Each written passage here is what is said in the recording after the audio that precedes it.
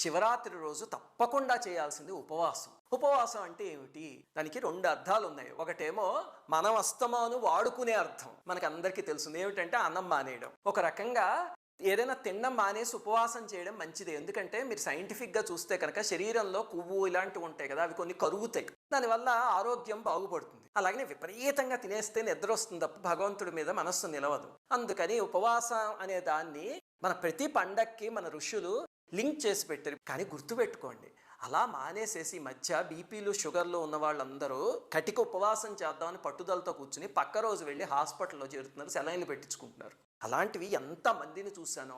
అలాంటి ఉపవాసాలు ఎప్పుడూ చేయకండి, అది మంచిది కాదు. ఇంకా రెండవది, అసలైన ఉపవాసం ఏమిటి? ఇది అన్నం మానేయడం ఉపవాసం కాదు. అసలైనది ఏమిటి అంటే ఉపవాసం అంటే దగ్గరగా ఉండడం. అంటే మన మనస్సు పరమేశ్వరుడికి దగ్గరగా రోజంతా ఉండగలిగితే దాన్ని ఉపవాసం అంటారు.